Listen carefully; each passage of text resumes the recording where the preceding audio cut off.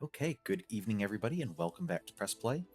I'm your host, JJ48, and tonight we will probably be finishing up Hogwarts Legacy. So, let's take one last look at our login screen here.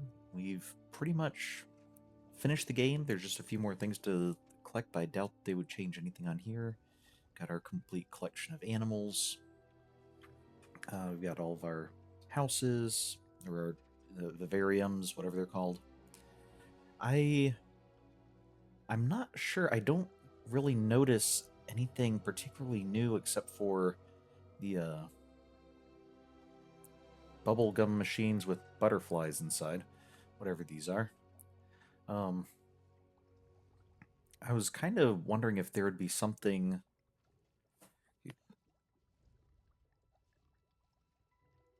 If there would be something particular to Professor Fig, like a memento of his or something, but I don't see anything like that unless that's where these are from. But I think these are seem more like they're these seem more like where the seasonal decorations are. So, all right, well, let's get going. The main thing we just want to do is go collect the remaining um, field guide pages. And fortunately, there was a pretty easy method to determine which ones we needed, because in our collections guide here, there's a section for Revelio pages. And so I was able to go through and check the ones that we already had and figure out which ones we didn't. Fortunately, it won't tell you what they are, but it will tell you how many, and so it was kind of easy to go through find a list online, mark off the ones that we did, and then, okay, yep, found out the correct number. So we have a few in Hogsmeade, a few more in Hogwarts, and then we should be done. Although a couple of them might involve a little bit of running around. And I did see...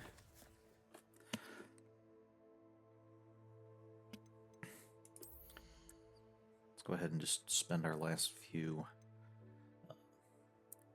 Defendo casts Slice through impacted enemies to strike additional targets.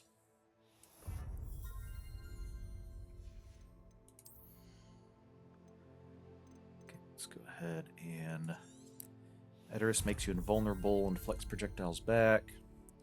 Invisibility potions, undetectable effect, lasts for a longer period. Okay. Looks like I need 3 more to get everything except for Dark Arts, so... Okay.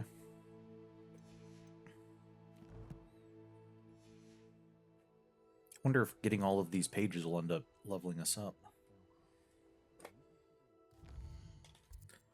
Alright, since we're way down here, we want to go to Hogsmeade.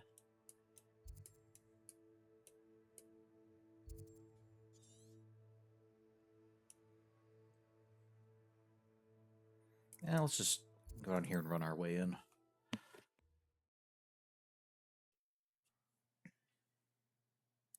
I wonder if we can ride our Graphorn into Hogsmeade. It'll probably block us at the barrier just like the broom, but...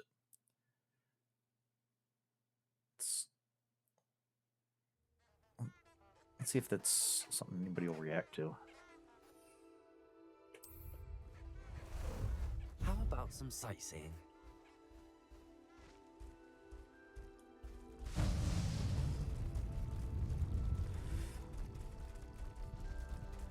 Abandoned long ago, no doubt.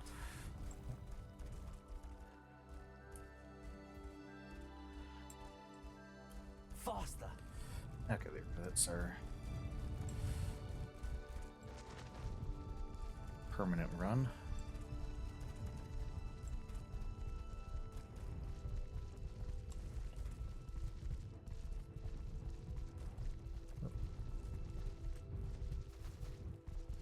Is this the...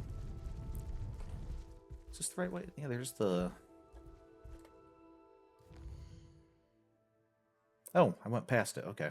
That's why. I was going to say, yeah, there's the train tracks, but...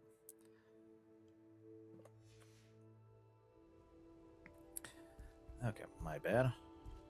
Go! Okay, let's see.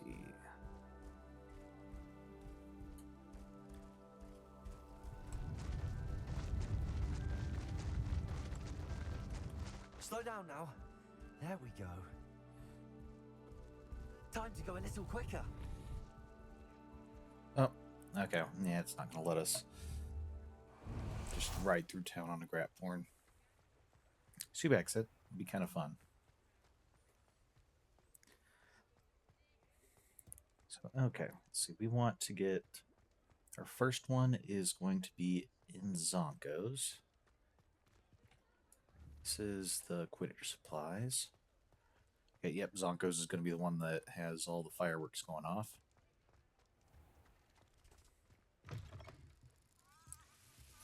Why does nobody lock their doors at night? I mean, yes, we know Aloha Mora, but still.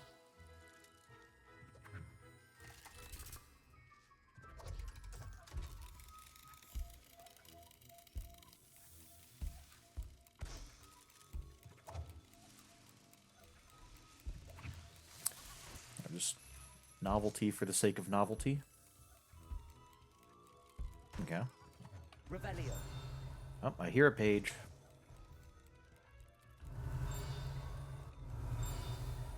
Oh, I see it over there.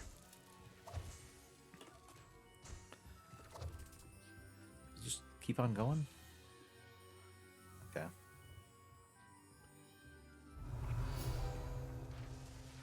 Wait a second. Okay, the frog balloon looks okay. The mooncalf balloon looks rather odd without having a long neck. They look even stranger than normal. And what in the world is that? Pink chicken balloon? I don't know.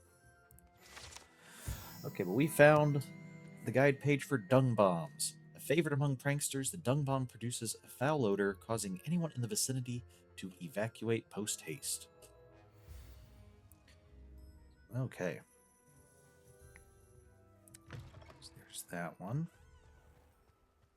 Next, we want to head up to Glad Rags.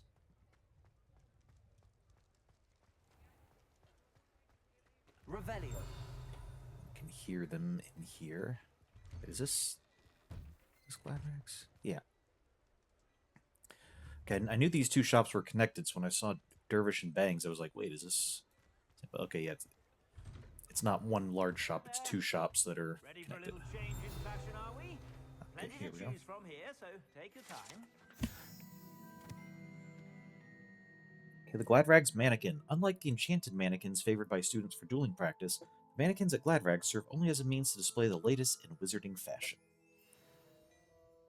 Well, that's kind of boring. You'd think as wizards they could at least have the mannequins, like, give them some arms and legs so they could, do some fashion poses or something. Revelio. There should be another in here as well. Huh.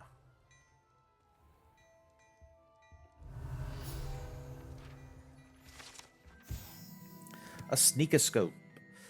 A sneakoscope is a type of dark detector and will spin, whistle, and light up when it detects someone untrustworthy nearby. It should be used with caution, however, as it will alert the untrustworthy to the user's presence almost instantly. Yeah, so since it makes a lot of noise when someone untrustworthy is nearby, probably not something you'd want to carry on your person if you were trying to be sneaky, as it would let other people know that you're there as well. So, I think I forget, what is Dervish and Bangs? They're connected to the fashion place, but then over here it's like, oh hey, we've got a bunch of telescopes, a sextant. Is that... Okay, yeah. Trying to see if that was a sextant or an octant. Is this some kind of a microscope, maybe?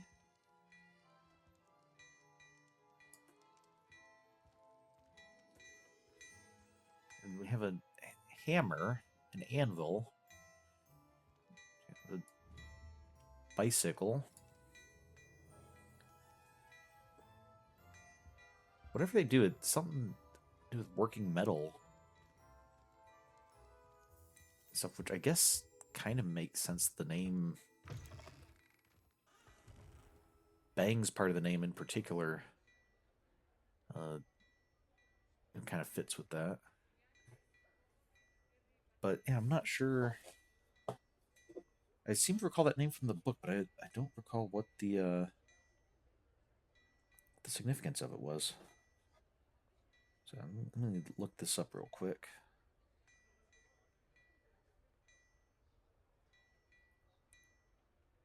So, otherwise, it's going to be...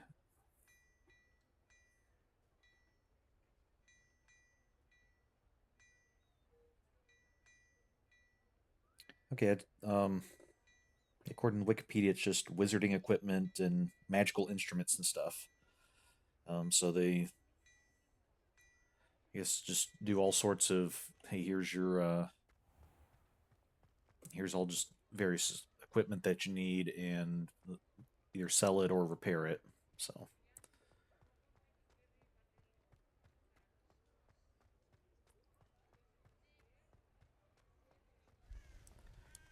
All right. Revelio. Now for the last one, I think is here in the Brood and Peck. Okay, I can hear it. Come in. Sorry if there's a smell. New batch of toe-tied. There we go.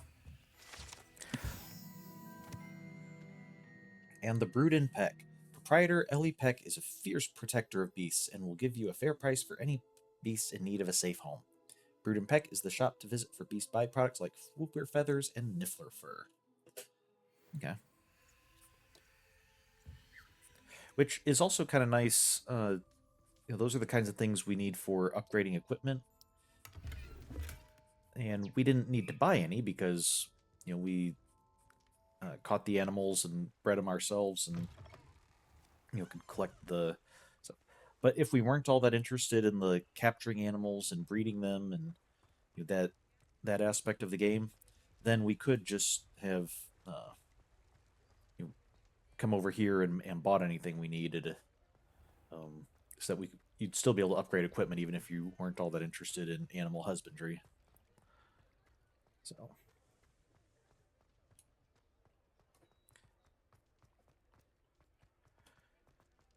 Always nice when you have multiple things like that. And I think that takes us out of Hogsmeade.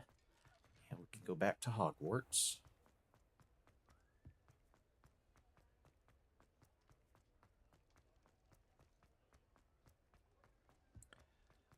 And, all right, let's...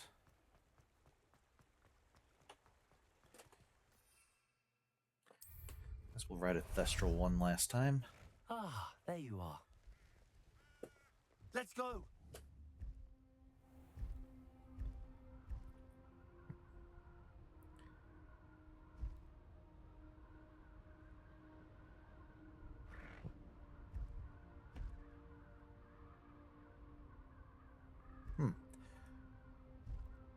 Why is the camera panning so far away from us?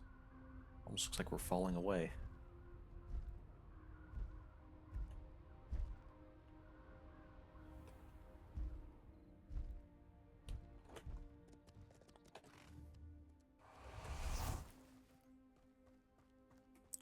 Wonder how long we practice that dismount of being able to, like, suck up the animal while we're jumping off of it. Okay, this way. We want to head over to the Charms classroom.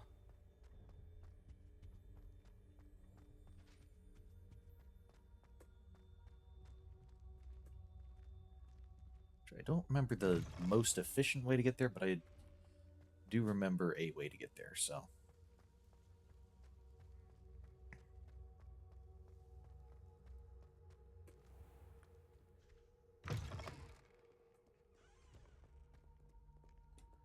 Revelio.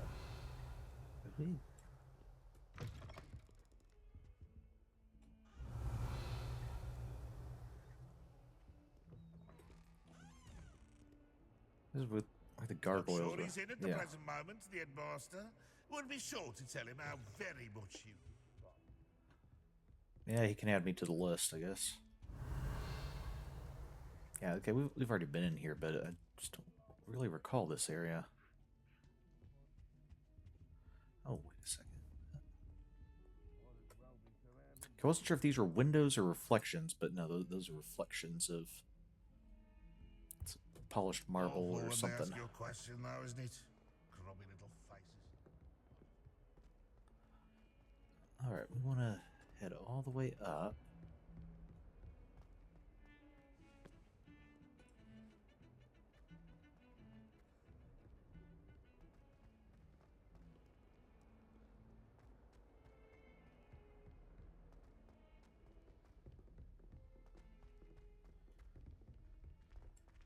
Okay, here's the charms. And a historian's uniform. Arthur, it's been months. Find something else to talk about, buddy.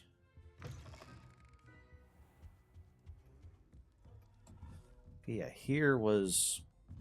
This is the one we were actually trying to find before. Revelio. Because it was inside here. Hello, Hamora. And we haven't been able to find this since we got the level 2 lock picking skill.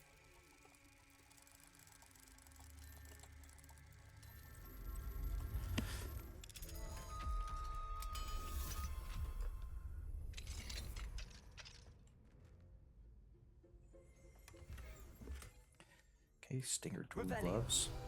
Oh, there we go. What is this place? Dark Tower Cell. It is said that centuries ago, a charms professor kept a troll here on which students could practice particularly challenging spells. Shocking to be sure, but perhaps unsurprising during a time when Quidditch involved the use of live snidgets. One can only wonder what it may be used for in the future.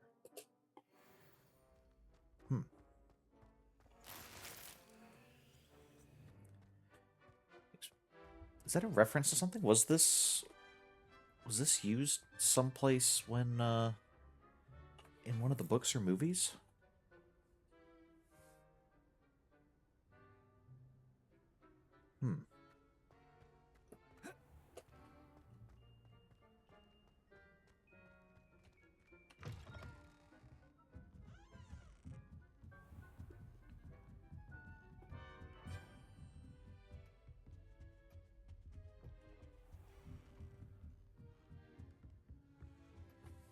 Well done. I confess I was astonished to see you during the battle, but we owe you a great debt. Yeah, I'm actually kind of surprised the professors don't have little talky things above them now that, like, we can't talk to them post-battle or, you know, talk to them about Professor Fig or anything like that. I mean, we were able to talk to Professor Sharp, but that was, I think, specifically because that had been over his head for a while, and it took us that long to find him. Okay, so that was Dark Tower Cell.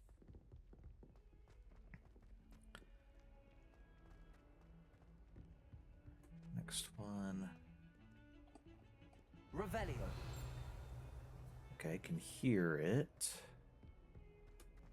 I think it's...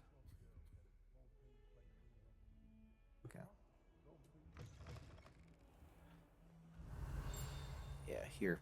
I keep things clean as a whistle, but it's... Oh, what's that vile stench? Oh, what is that portrait doing? Oh, the humiliation. I think we might have actually found this one on one of our other characters. But, Pungent Passage. This passage is relatively nondescript as far as passages go. However, the mishandling of a crop of Mimblus Mimbletonia in the 16th century, and the accompanying tsunami of stink sap, left it with a rancid odor that even the strongest scouring charm cannot seem to eradicate. Oh. So this isn't just like some recent mishap or something that'll be resolved by next year. This is like... If you step in the wrong place and become engulfed in a stench, well, be it on your own head. It is not my doing. This is like something that's, you know, gotten into any of the woodwork and in the cracks, floors and everything. It's never going to come out. Wow. Okay. So let's head back here. If you put a foot wrong, it's just, well, there's a rather Okay, foul Ogle. odor.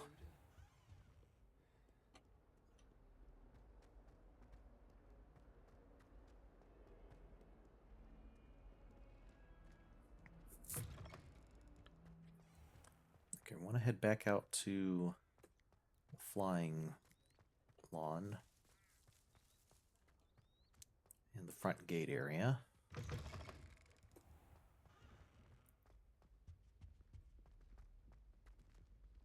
Was it? Yeah, down here. As far as I can see, the only potion I've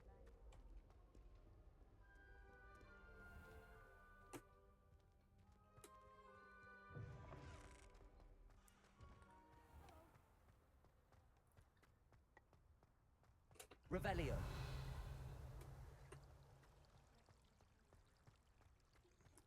What are... Have we taken a look at these before? Weird man-faced goatfish things.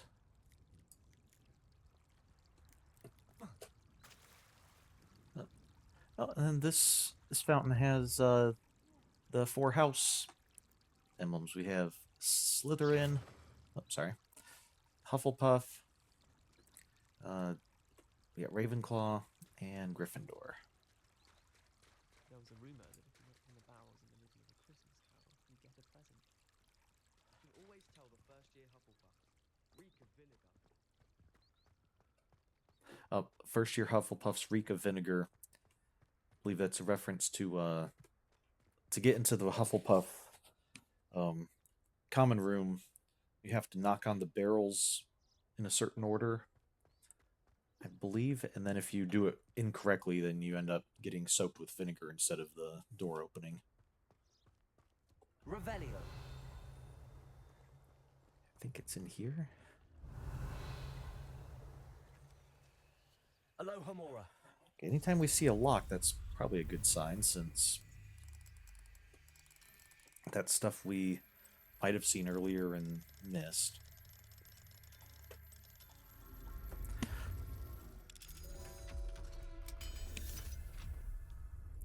It's also possible if there's stuff that we just didn't use Alohomora on, or Revelio on. Revelio. But bloody meat. At first glance, one might be inclined to alert the authorities regarding this site. Rest assured, however, that it is merely bloody meat used to feed the Thestrals. Okay. Okay, I was gonna say, like, what's a bunch of meat just doing out here? I mean, I know you'd usually like hang meat up to drain it and stuff, but there's no like meat lock or anything to move it. But I guess for Thestrals, it's probably less of a concern. You're not gonna be cooking it; you're just gonna be chopping it up for them.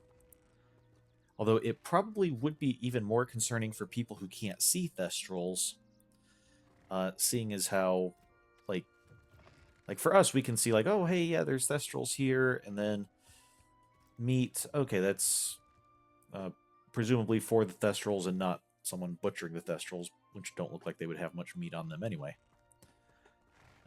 But if you couldn't see the Thestrals, that would be quite alarming, I guess. Although the smell must be... I don't know how Thestrals smell in comparison to horses and other barn animals, but just having a room full of room temperature meat that you're hacking up, it doesn't seem like that would smell too well, especially in the summer. Revelio. Yeah, oh, wait, here's something we haven't opened. I don't think there's a page this way, but we're gonna... There is a lock and a moth frame. Let's go see what that's all about.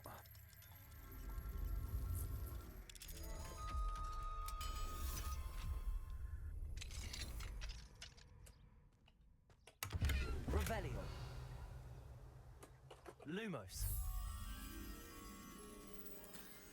Okay, so this looks like it's up on top of the wall. Okay, it should be one of the sections that has a has a stairway to get up there, which makes sense because we need Lumos, so we shouldn't need to. It looks like it's going a different way than this one. It looks like. I'll check. Revelio.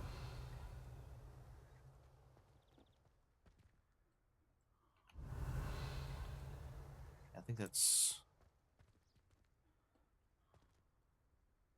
It's that section of the wall. Wait, that looks like a moth down there, so yeah, it is the next section of the wall. We just can't get to it from here because this is just a dead end full of torture equipment.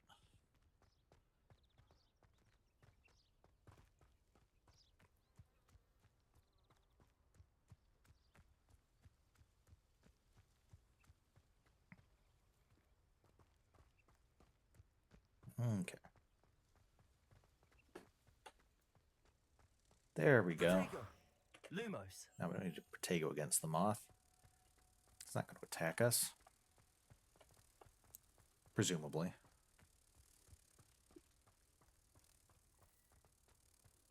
Okay. Broomsticks are going out of style, I think. So many other ways to travel now. Yeah, broomstick travel's practically dead. In another 100 years or so, no one will be using brooms anymore. No, actually, it seems like... Actually, that, come to think of it, that might actually be a reference to the books. So Protego. Lumos. let's get this. Because if I recall correctly, in the... Oh, the side door's open too. Okay. In the books, I think Professor Weasley... Not Professor Weasley, sorry, Mr. Weasley, talks about something like that. It says something about how broomsticks... Revelio. Like the British just love the broomsticks, and that there was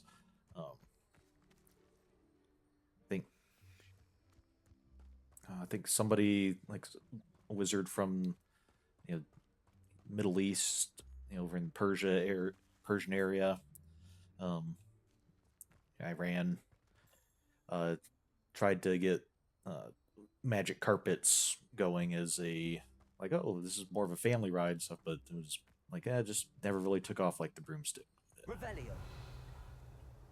All right, where am I going?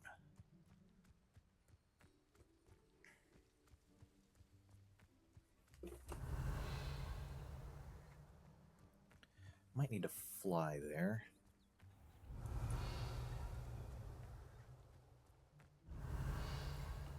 There's a chest here. This might be our destination. An astronomy table.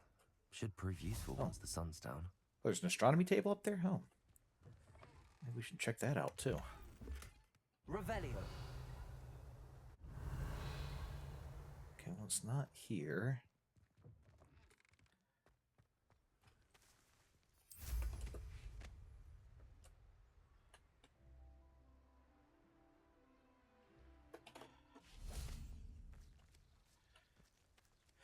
Okay, how is anyone supposed to get up here? Like, you have a entrance to that tower, but then you don't have stairs up. You don't have stairs from here.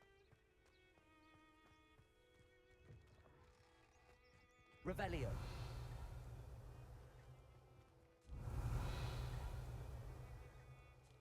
Have we already been in here? This castle design varies wildly between being too hard to defend, like, or too open, and then there we go. Why weren't you dinging? What? There's a bathtub in jail? Caged bathtub. This bathtub has been kept behind lock and key for as long as anyone can remember. Rumor has it that the tub was enchanted to chase after students decades ago who were too obsessed with the with their studies to care much for personal hygiene.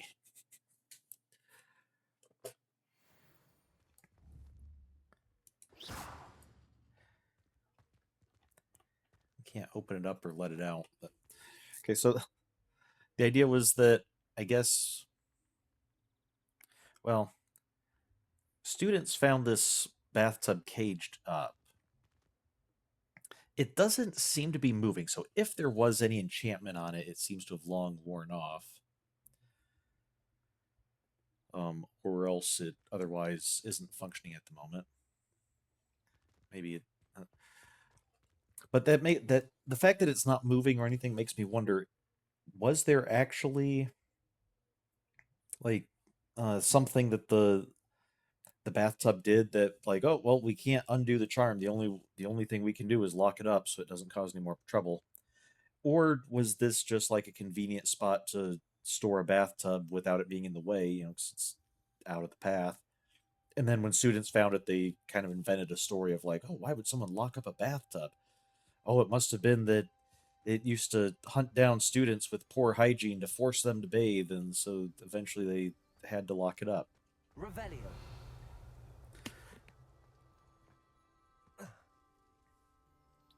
So, okay, let's see. I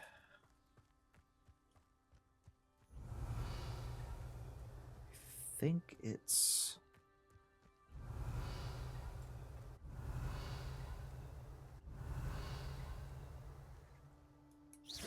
Revelio.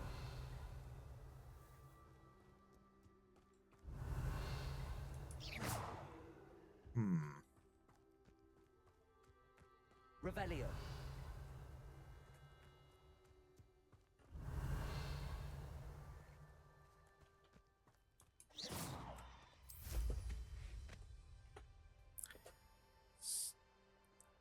Revelio.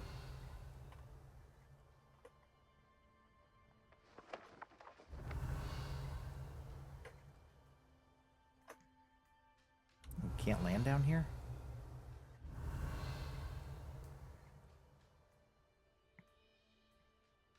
Okay, this is one that maybe I should have looked a little harder on where it was. I thought I recalled where... Revelio. I thought I wrote down where they were talking about, but I don't see it.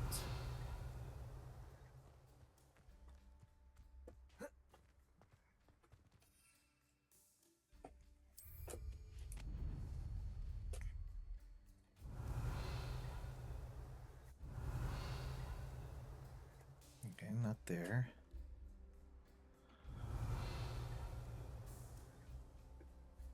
Revelio.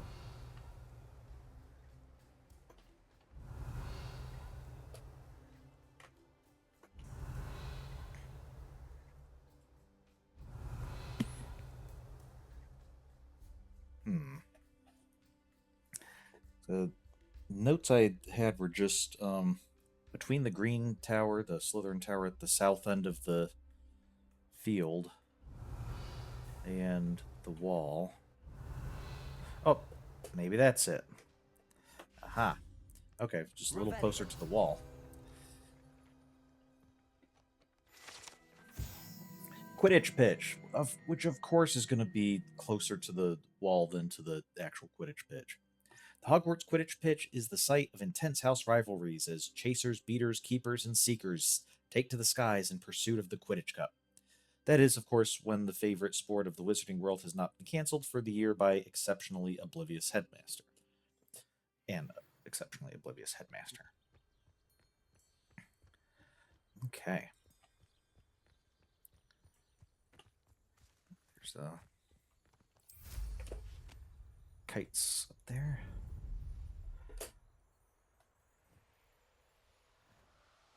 Next one is going to be up here in the owlry.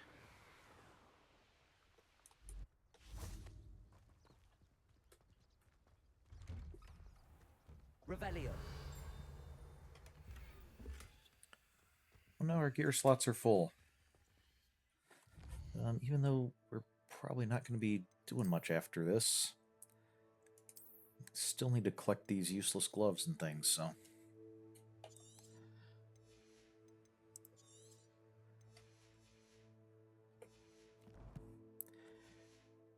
it says we're destroying them. Are we actually using magic to completely destroy them, or would someone wandering around here just find a bunch of discarded gloves and scarves and things all over the place? Revelio.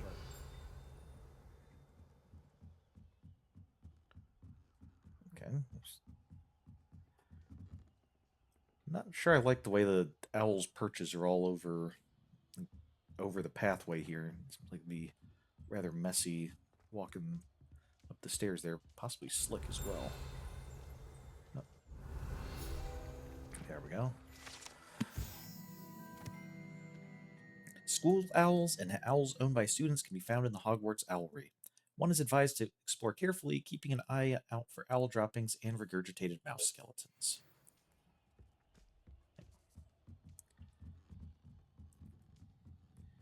All right.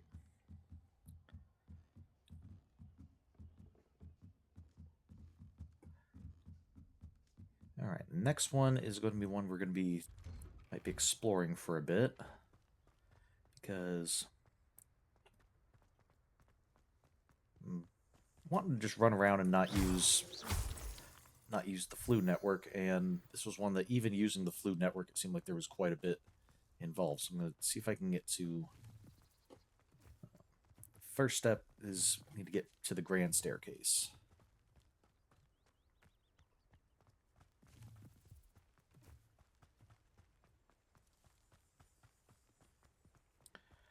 So.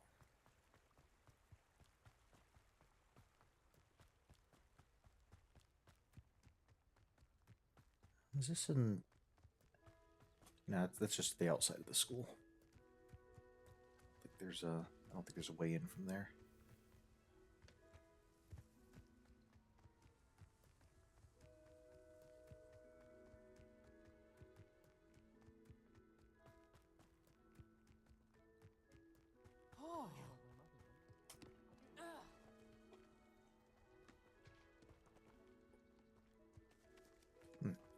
Practicing some flying.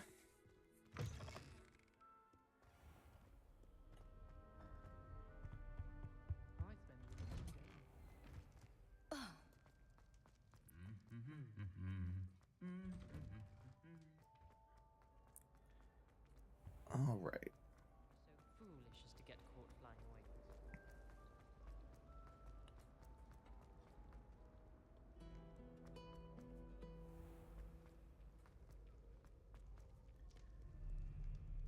Okay, let's...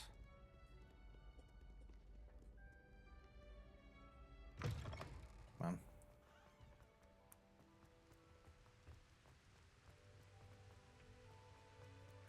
I guess it makes sense that we'd be seeing lots of people outside. I mean, it always makes sense we'd see a lot of people outside since... Crossed Wands was fantastic. My fizzing whiz beer is still brewing. These things take time. Didn't you mention something about that, like, very early in the year?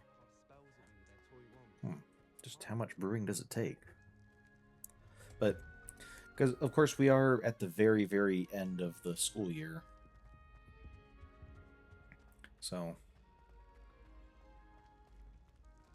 it makes sense kids now just have kind of free time, just sort of spending it the last couple days before we go home. All right, we're at the grand staircase. We want to go all the way down.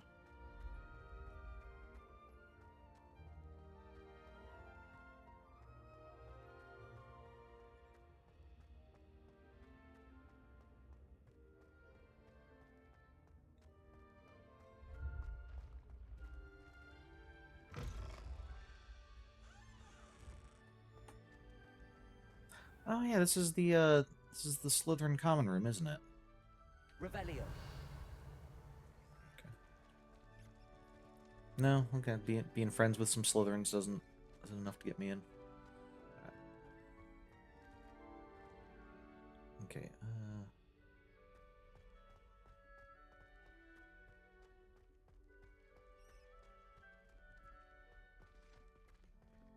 Okay, there's the restrooms.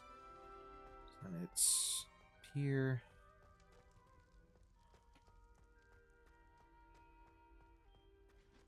Okay. Revelio. Oh.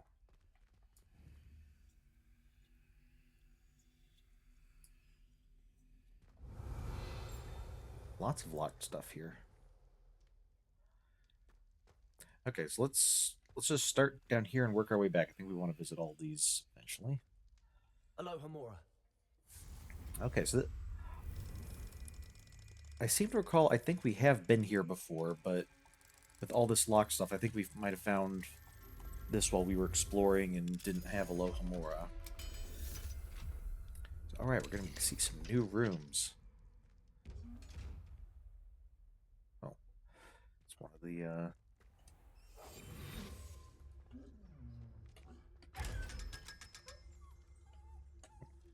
Sorry, buddy, but that's kind of your entire purpose. Okay, so we have a room here. Got books all over the place. We got cages, like these gibbets, something, the hanging cages. Have stocks, desks. Is this a torture room? A torture classroom? Revelio.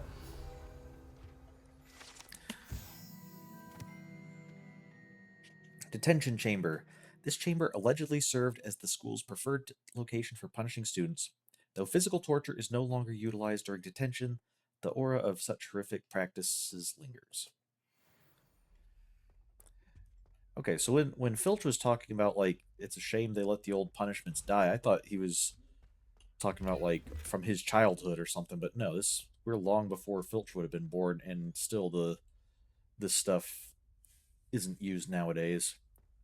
So Filch would have been just talking about, like, oh yeah, way back in medieval times, we could have you drawn and quartered. That's when it was better.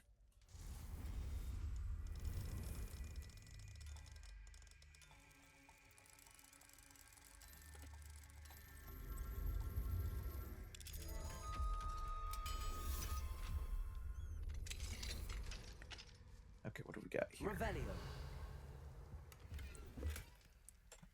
More gear that's full? Come on.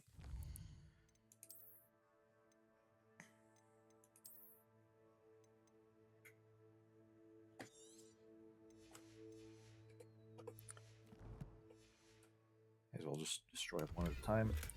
Okay, good. Got some spectacles. We can... Confringo.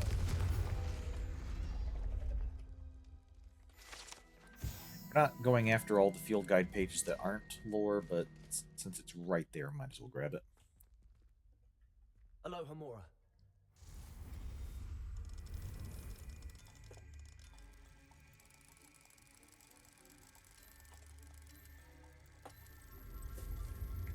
I'm not sure if the different levels of Alohomora mean that you have to be more precise on them, or if it's just strictly a once you have the higher level skill, then it's all the same. I mean, it's all the same mini game. I'm just not sure if like the level of precision comes, because it doesn't feel like there's much of a difference between them. I'm not noticing that, like, some of them are considerably trickier than others or anything. Revelio. Okay, so here we're going down and have blue candles.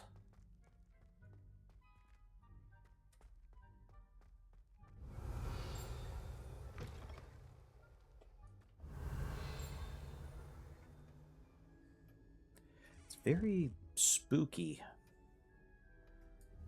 Okay, still a Slytherin area. We can see the Slytherin stuff all over. A bunch of stacked chairs.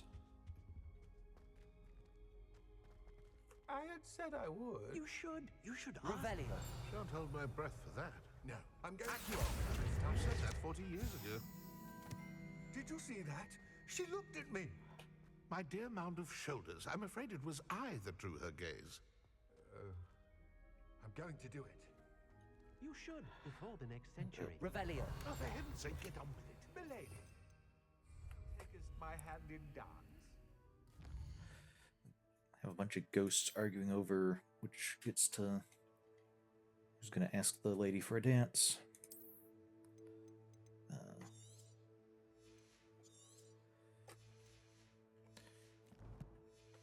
Okay, so definitely with this area down here, it does seem like it's a bit of a ballroom sort of area. Interesting that the candles aren't. Might I borrow my body, perchance? Milady? Care to dance? Thought you'd never ask. What a handsome couple we made. Revelio. So interesting that the candles are arranged like a chandelier, but there is no chandelier. They're just magically elevated. Even the Lumos.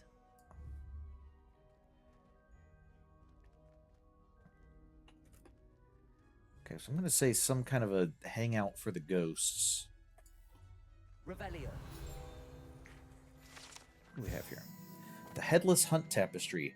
This tapestry depicts the Headless Hunt, a group of headless ghosts organized by Sir Patrick Delaney Podmore to play various headless games. They are notorious for refusing to admit Gryffindor house ghost Sir Nicholas de Mimsy Porpington to their ranks as he is not entirely headless.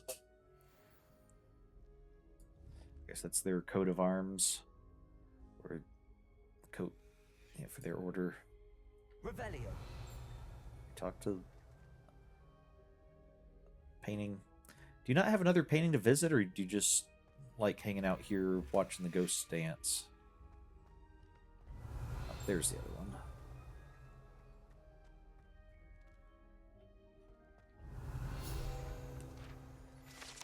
Okay. The Deathday Party Room. This gloomy, spacious chamber in the lower dungeons of Hogwarts is perfect for occasional Deathday party celebrated here by the castle ghosts. Most mortals will want to avoid such festivities as the food served is frequently rotting so the ghost can detect its aroma. Okay, that's also from the book. The ghosts come down here. The party is not like it's not one of the more frequented parts of the castle. Looks like it's in storage, but looks like stuff has been in storage for a long time, so I'm guessing might be that it was stored here and then just never needed again, so people didn't take it, never came and got it. Well, they said they'd lay out the table with food, and if the ghosts kind of walked through or like passed through it, they could almost taste it. And presumably it was allowed to rot because the stronger smell meant that it was closer to actually being able to taste it. But yeah, the blue candles and everything do kind of make it... It's kind of an odd combination of festive and grim at the same time. All right. And with that, I think we have gotten everything. Let me just check.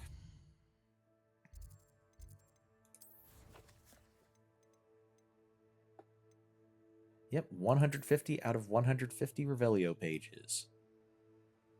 Alright, so that's what I was going for here. And we don't have any more quests. Yep.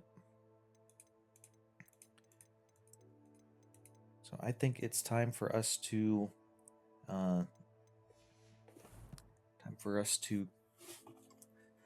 call it quits and go to our post game. So we might end up with a little bit of a shorter night tonight, depending on how quickly we get through our post game. There's a bit to talk about, but I don't think it's going to take an extremely long time. Let me just go ahead and...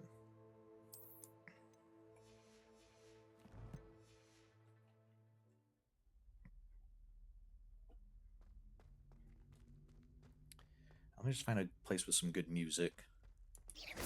We can have that running in the background as we discuss.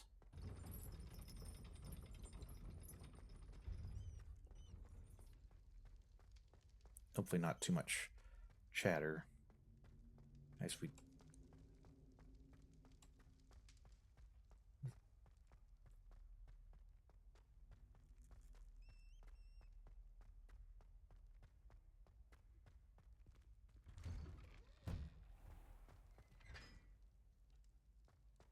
Oh, this is the front.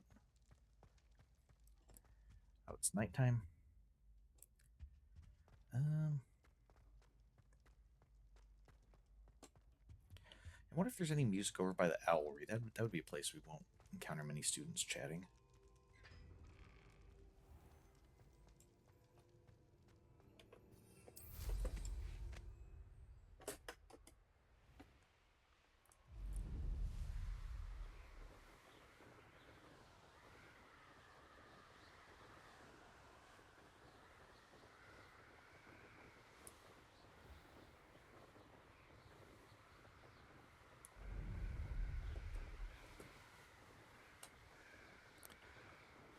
Well, as I say that, it looks like there's someone on the path walking up to it. Or is that a... Okay, no, that's just one of the guide stones.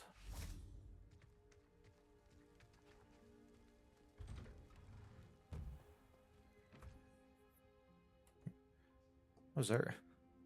Her cloak, it looks like it's actually got some rain on it. Something flying through the rain. So, it's drying off.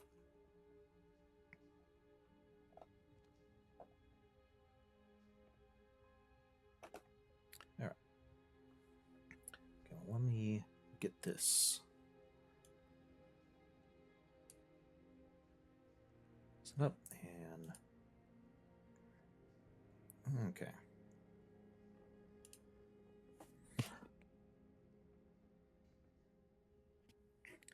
All right, so looking at the Hogwarts Legacy story, I called this Fifth Year.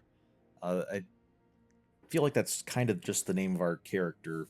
I'm using that to refer to just our player character because they are kind of just referred to everybody like, oh, hey, you're that new Fifth Year. So of course, one of the prominent things about our characters, we start in the Fifth Year, and this helps us establish a connection with both Percival and Isadora, as we'll find out, as we find out throughout the story, both of those characters started in their Fifth Year. Also seems to be a way of, on the one hand, we're just starting Hogwarts, but because we're in our Fifth Year, we can have access to some more advanced magic. We're not just stuck with first year spells. I mean, it might be interesting if they did a game that progressed through more of the years and had start lower, but this way we can kind of just dive into the action, as it were. We established early on that we're able to use ancient magic, and this gives us a connection to the Keepers as well as a connection to Ranrock. The two main stories, going on that we encounter the ancient magic. What are they looking? Well, I say two main stories. It's two parts of the same main story because we encounter Ranrock and like, hey, why is he coming after this artifact, and why are the goblins so interested in it? And then the Keepers are explaining like what the artifact is and why it's so important. But our ability to use ancient magic kind of, gives us a sort of unique connection with both the Keepers and main villain.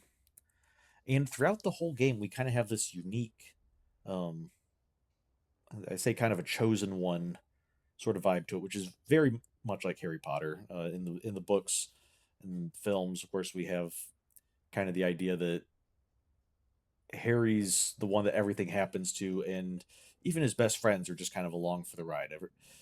This game has very much a similar feel in that regard. That it's not just that we're the main character; we're the only character who's really doing much of anything, except when our friends join us on our adventures, of course. And I feel like this is even more highlighted. I don't know if this was intentional or not, but it's even more highlighted the way that, as we've seen, when we change our outfits, we're the only one who ever wears something besides normal school robes, as at least as far as the students are concerned. The professors each have their own unique styles, but like running around Hogwarts, anybody in school could immediately pick out who the chosen one is because we'd be the only one who's wearing something besides just standard house colors and a black robe on the outside. So I'd say very much the yeah. On the one hand, it is kind of nice. It's okay having being hey, you're the super special one that everything chosen. On the other hand, it would be nice, I think, to see a little bit more individuality in others. But speaking of our connection to the keepers, we have Percival Rackham, Charles Rookwood, Niam Fitzgerald, and Sam Bakar. Um, they're also ancient magic users. We have a group of four, which is kind of similar to the founders. These old kind of legendary figures that are mentioned. We see, I feel like a lot of them. We see we kept seeing all this heraldry and things in some of the old castles and stuff. I have to feel that's kind of related in some way to them. I think especially Rookwood, his castle seemed like it might have some heraldry and stuff. But when I was looking at their information. Um, we have Percival was a Hufflepuff. Rookwood was a I don't know why Percival I know by his first name. The others I tend to use their last names, but Rookwood was Slytherin. Niam Fitzgerald was Ravenclaw, and Sandbakar was also Slytherin. So we don't actually have a Gryffindor, and we have two Slytherins. Which one thing the game shows us is that the Slytherins are not necessarily evil. Not everybody who's in Slytherin is evil, um, but it does seem just a little bit. It does seem just a little bit of maybe a not a red flag, but a yellow flag that um, half the keepers they're are from the house that kind of leans towards power, and none of the keepers are from the house that leans towards bravery and courage. I have Percival, Hufflepuff valuing uh, friendship and hard work. We have um, cleverness and thoughtfulness, but I'm wondering if this might have been somewhat intentional to kind of just be a little bit of a um,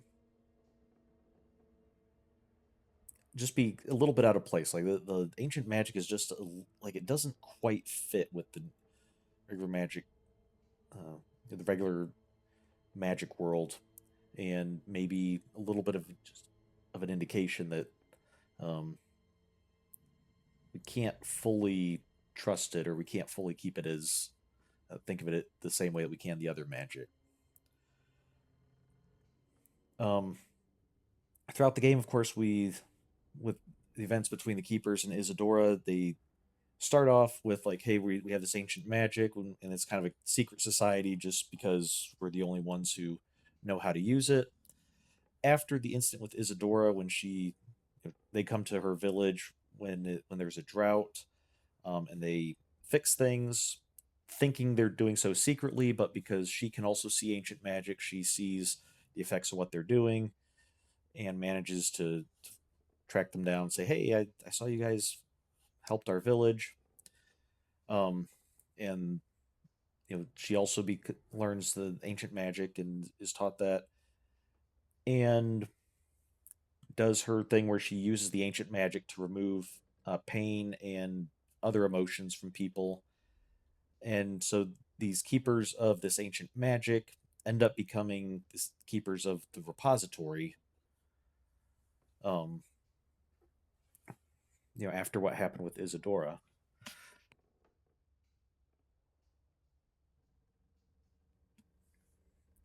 Which, interestingly enough, we first find them thinking that we're going to be just learning about ancient magic, and then it's like, oh yeah, here's information about ancient magic, but then here's also this information about how it could be misused, and now it's the fifth year's responsibility, um, to kind of carry on their duty and their legacy.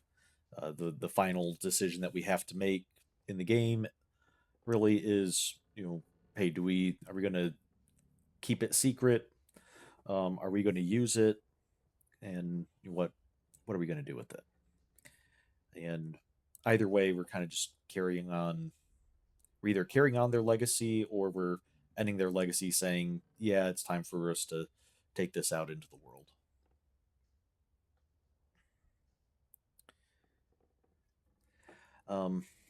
So then, looking at our friends who help us along the way, I noticed some commonalities between the main groups of them. So we have Natty, who is a Gryffindor, and she's not entirely like we're sort of out of place because we're a fifth year who's just starting at Hogwarts. That's generally not supposed to happen. You're a witch or wizard is supposed to be known that like they have some magical ability or at least have the potential for magical ability, almost from birth. And then when they turn 11, or at least in the year that they turn 11, they get their Hogwarts acceptance letter. They start their first year and work their way through. And presumably, we don't know much about the magic schools in other parts of the world, but presumably other magical schools would be sort of similar. And so our character is, of course, rather unique in that. I mean, we have a couple other examples, but we're a fifth year who, as far as I could tell, like we just started exhibiting signs of magic and being tracked down by Hogwarts for like, oh yeah, you can totally join our school. Um, rather unusual for us not to know until this age. I say that because I think all of our friends also end up being sort of not complete outcasts or anything, but just having something that really sets them apart or kind of uh, has them kind of out of place. And for Natty, that's she's a foreigner. She didn't grow up in Britain. She and her mother was it Uganda? Um, I think it might have been Uganda. I know hers. She said she started attending school at Wagadu, wizarding school down in Africa, and then there was the issue with, her father was killed, and she and her mom felt it wasn't safe there for them anymore, and got an offer at Hogwarts, so they moved up here. And so she's very capable, very friendly. Doesn't seem like she's having a hard time getting along, but she's still kind of out of her element a little bit. And I think talking about how, see even something like seeing snow is it's pretty, but a little bit odd because where she lived, they didn't get snow. And one of her main struggles throughout the game seems to be she has kind of a guilt over her father's death. We don't know this initially, but throughout the game um but she was there when her father was killed. Her father was killed protecting her, and so she kind of feels this guilt of, hey, if I hadn't been there, um my dad wouldn't have had to jump in to save me, and he wouldn't have died. That gives her a sense of guilt, but it also gives her a strong sense of justice. The um, was it poachers or just other outlaws that ended up shooting him? Like because her dad was killed by criminals, uh, she has this strong sense of justice, and throughout the game we see that repeatedly, that she's willing to just kind of throw herself into dangerous situations, very much like we need to find something to take down Harlow. We need to find the evidence against Harlow. We need to do something to like stop these guys and be able to get the evidence um, to the officer so that you know Harlow and his lot can be arrested. Then, of course, at the very end of the game, she sacrifices herself and jumps in the way to uh, take a spell for us, the same way her dad did for her, and that leads to her being kind of experiencing some healing and kind of realizing that hey, uh, you know, you you can't just like blame yourself if somebody if someone got hurt helping you, especially when it's not like just like when she was young, it wasn't really her fault that her dad got hurt, you know, said hurt, killed, because it wasn't like she was doing something terrible that caused it. It was just wrong place, wrong time. Similarly, we're out fighting the bad guys. One of them tries to hurt us, and she jumps in the way. It wasn't our fault that she got hurt, and that helped her towards healing and being able to kind of resolve that bit of guilt. So we kind of see a nice throughout the game. We go from just kind of meeting her, becoming friends, learning more about her, to she gets this nice little story arc where she's gets to resolve an issue from that she's been struggling with for a while. Uh,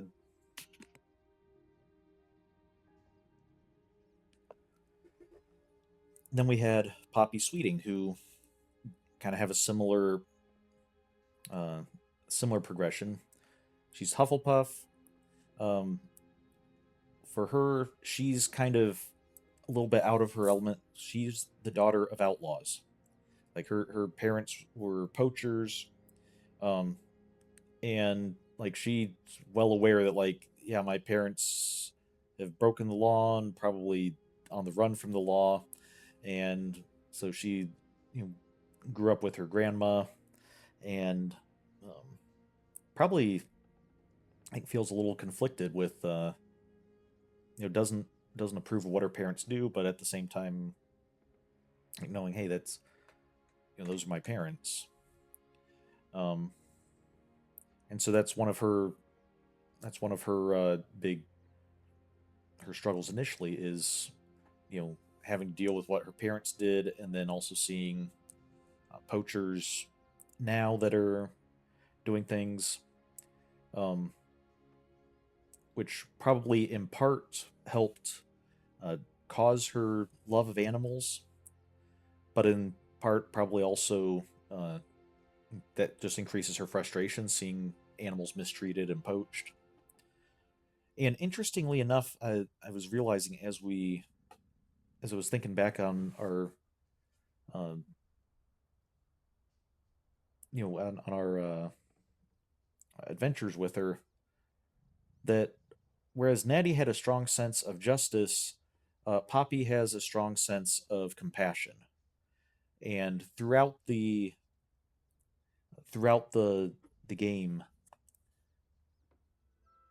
her goal is not um, we must bring the poachers to justice.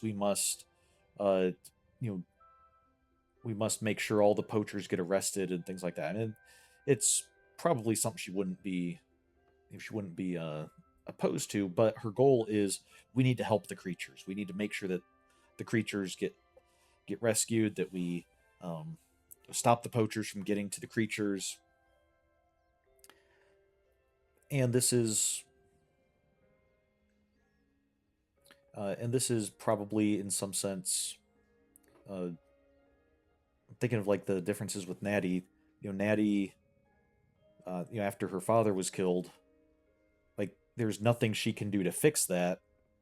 All she can do is try to get justice against people who, you know, who commit such wrongs, who commit such crimes and evils. Whereas Poppy, looking more at animals in cages, that something bad's going to happen but hasn't yet. She can still prevent that. She can let the creatures out. She can rescue the creatures, and so that became her focus. And so over the course of our adventures with her, we save creatures. We go, we saved a dragon. We saved the snidgets, the things that the golden snitch is based on. And then ultimately, uh, not only save the creatures, but she ends up becoming kind of we befriend the centaurs and get the centaurs to realize that these things are here, and they promise to save them. And so it seems like, uh, given the animosity between centaurs and wizards, kind of an impressive achievement that they seem to respect us after that. Most of the centaurs probably don't respect all wizards, but they do seem to at least come around to Poppy and to us as the ones that are responsible for that specific adventure. Okay. And then we have Sebastian and Ominous, which I kind of put together because they're both Slytherin, and I think they kind of their story is very much intertwined. Both of them are out of place for a couple reasons. Sebastian, his twin sister, is home because she's cursed, and like she's in too much pain to come to school. So it's you think not only is it his sister, but I believe it is his twin sister, and so they've been together their entire lives, and now, like, not only is she in pain and he's struggling with that, but like he's going through school. Uh, he doesn't have somebody who's been with him his entire life there with him, so he's struggling with that. Ominous is blind, which doesn't really come up much, but I imagine that's at least somewhat out of place. But a bigger issue is his family is very big on dark magic, and uh, thinking that dark magic is necessary, and everybody in our family needs to be dark wizards, and Ominous doesn't like it, and so I'd say probably even more than his blindness, kind of make him feel a little bit uncomfortable at school. 5 years in, he's probably pretty familiar with the school now, but he has this kind of isolation from his family. He's cut off somewhat because they, uh, he doesn't like the dark magic that they do.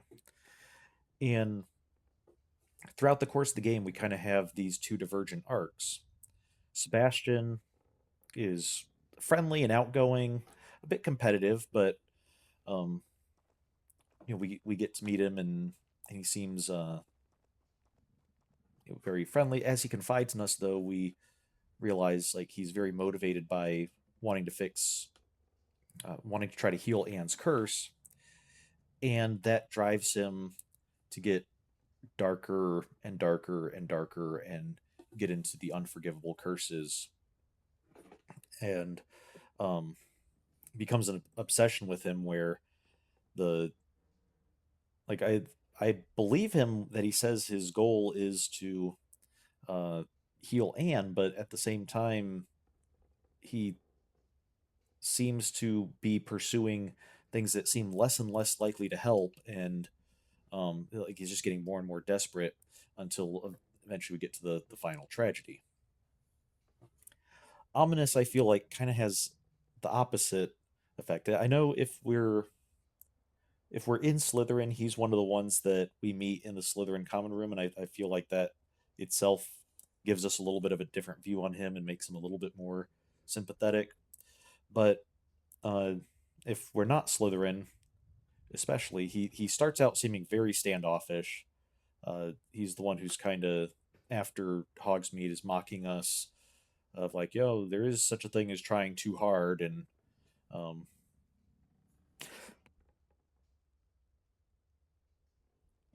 but over the course of the game, he becomes much friendlier. Um, in part, I think because uh, Sebastian Sebastian is going down this darker path, which Ominous does not agree with because of his stance in dark magic and what he's seen his family do with dark magic. So he's becoming divided from Sebastian. Uh, I think Anne is also, he's good friends with Anne as well, but of course she's not there, so he can't even talk things over with her. And so we kind of become, I think Ominous kind of starts leaning more on us for support that, like, hey, uh, because we're friends with Sebastian, and are becoming better friends with Ominous, like he starts relying on us because he realizes he can't rely on Sebastian. But he wants to try to get pull Sebastian away from the edge. And of course, this ends up with the tragic ending: Sebastian killing his uncle, um, and getting punished for it. Ominous, understanding why that needs to happen, but also, now he doesn't get, he's not going to see his friend anymore. And he's also concerned with Anne, who has now lost pretty much her entire family in one go. And oddly enough, still didn't we still didn't fix the curse. I have to admit, I was actually a little surprised by that. I was sort of expecting that we would find some cure for Anne's condition, especially when after telling Ominous that, like, oh yeah, it wasn't a goblin, it was a wizard who cursed her, that maybe that would lead to different treatment. But at least if that's the case, it's not within the scope of the story. Um, and so we end the story. We end with these two, with uh, Sebastian being hauled off, and Ominous. We're definitely still friends with Ominous and much closer, but feeling really bad for him because now he's lost his best friend. Um, and one, I guess it's particularly tragic. Well, yeah, it's particularly tragic that, Ominous, or not Ominous, Sebastian went down this dark path, and in the end, he was doing all this with the goal of, like, I'll do anything if it'll help heal my sister, and in the end, it didn't help heal his sister. Ominous was right that, like, messing with the dark arts, like, you're not going to get the good results that that you're hoping for. And I did look it up, um, and apparently, if we had agreed with Ominous to, if we and Ominous had agreed that we're just not going to tell anyone about what Sebastian did, uh, then Sebastian isn't taken away. He's not taking the headmaster. He sticks around at Hogwarts, and apparently, the the fifth year can go to him to learn dark magic if we didn't learn it before. So, um, a little bit of a change, but not a massive one. I think it would still be a bit of a tragic story, and potentially even darker, since now, uh, just given what Sebastian's gone through and what drove him to this, I don't see him, like, improving considerably. I like the fact that Anne still isn't healed. I think would just make him more and more desperate. So I do think that we chose the better ending there.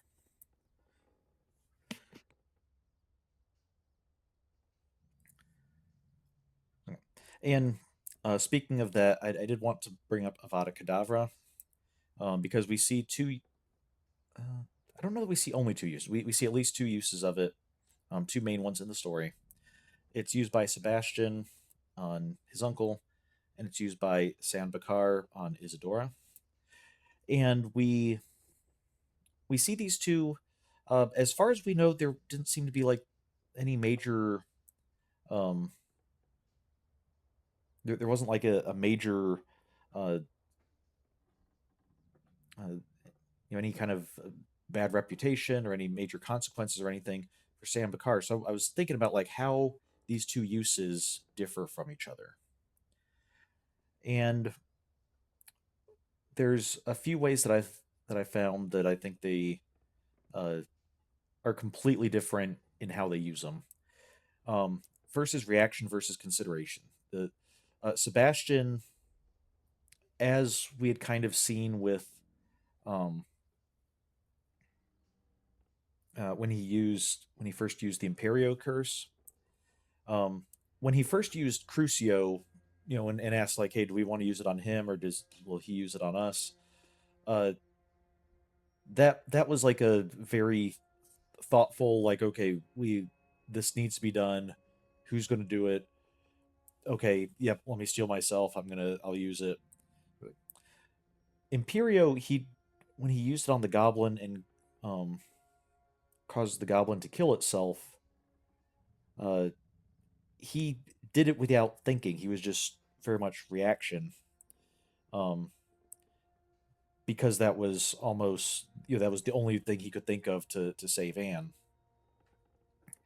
And then by the time he gets to the confrontation with his uncle, it just seems like uh he just Avada Kedavra, um very reactive, very it wasn't even like that was absolutely necessary to stop his uncle, like stop him from what? But it was just like a go-to that he wasn't fully thinking and ended up using it. Whereas Sam Bakar, before he used it, it was much more of a consideration. Like we see him, if you recall, Isadora is fighting, I think, Percival and Charles, and Niam is had been knocked out. She's out of the fight, and Isadora is able to, like, she's competently fighting against two of the other keepers, and I think Sam might have been injured as well. And you can see him kind of looking back and forth between the two before finally saying like, okay, Vada Kedavra, and killing her. It was very much it wasn't just a reaction of a spur of the moment. This is the first thing that popped into my head. It was a um, this is this she needs to be taken care of, and this is sadly the only way to that we can really do that. Um, in his mind, at least, it seemed that he thought she was too far gone to have any other real options. So the reaction versus consideration was one difference. Um, Kind of related to it is anger versus deliberation. Um, Sebastian is basically he's just doing it out of pure anger and frustration at his uncle for what he views as his uncle getting in the way and not wanting to help Anne. San, when he uses it, I can't say that he didn't have any anger towards Isadora, but it doesn't seem like he's doing it just out of hatred for her or anything. He's doing it um, after careful consideration of like, this is what needs to be done in order to fix the situation. We can also kind of think of with Sebastian, um, that certainly wasn't the case because Sebastian's little outburst didn't fix the situation. All it did was kind of make things worse because now Anne is like terrified of him, gets uh, you know, apparates out with their uncle, and like, and he hasn't fixed her condition. He's now driven her further away, and like it hasn't really resolved anything. As opposed to San, unfortunately, yes, Isadora had to be killed, but uh, now they can work on trying to put the pieces back together and figure out, like, okay, what do we do with this repository that she constructed that could be very, very dangerous in the wrong hands, as she had just proven.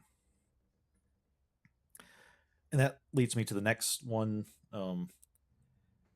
Their motivations were completely different. Sebastian is just doing it out of selfishness. There, the argument I guess could be made that he does think his uncle is like getting in the way of him being able to help Anne, but like if that's all that he thought, there are other ways that he could deal with that. Um the resorting to Avada Kedavra is just him basically saying, I just want you gone right now. I just get out of here, and then I'll worry about the rest later. Whereas Sandbakar is doing things of like, hey, this is a very big dangerous situation. My comrades are struggling. If I don't do this, they're going to get hurt. Potentially, other people will get hurt. This is best course of action. Um, Kind of also again goes back to uh, being more having more consideration and deliberation, and be more deliberate about it. And as far as story moments, there was also very big um, the timing with Sebastian. We see the um, we can see the progression from Crucio to Imperio and finally to Avada Kedavra. I think we mentioned it even during our playthrough, and anybody familiar with the three unforgivable curses uh, is going to see that pattern. And especially after the first one, you might think, oh, okay, that was a one-off. Um, hope we don't go back there again. But after the second one and seeing the way Sebastian's getting, we notice the pattern, and there's this sense of dread that okay, I know it's coming. I know that at some point we're going to see this, and it's not going to be good. And so when it finally happens, it's what we were expecting, but also kind of what we were fearing. With San Bakar, it was very much a surprise. Like I don't know about other people who played it, but when we played through that, I was not um expecting him to Avada Kedavra Isadora, and like even with the consideration, I know he's going to do something and he's going to be the hero who ends the fight, but wasn't necessarily expecting that. And um, so the kind of the suddenness of it, but then also the fact that afterwards we just kind of go to resolving things.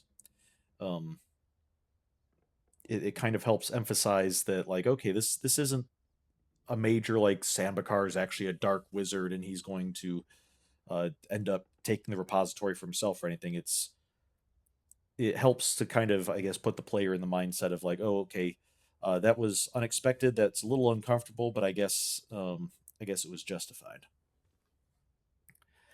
And then one thing I this got me to thinking was as far as I can recall in this game, I'm not sure if these are called the unforgivable curses. I'm trying to think. Maybe they were like during the quiz with the girl in the library gave us the quiz, or during something like that. It's possible that they were referred to that at some point, but it seems like most of the time people are referring to them as the dark arts or dark magic, which made me wonder like how unforgivable are these at this time. We know by the time of the Harry Potter books that the unforgivable curses, if using one against another witch or wizard, is immediate ticket to Azkaban. Um, there are, I believe it's mentioned that there are some cases uh, where that has been lifted. At certain times, Aurors were authorized to use uh, unforgivable curses against against their targets if it was deemed necessary. But I think even at that time, even in those times it was considered like a sketchy thing to do, and something not everybody was comfortable with. But it just makes me wonder of like how I don't know how much is this uh, how unforgivable are these at this time? Is it something that using them is automatically punished, or is it just something where if you use them, uh, you'd better have a very good reason for it?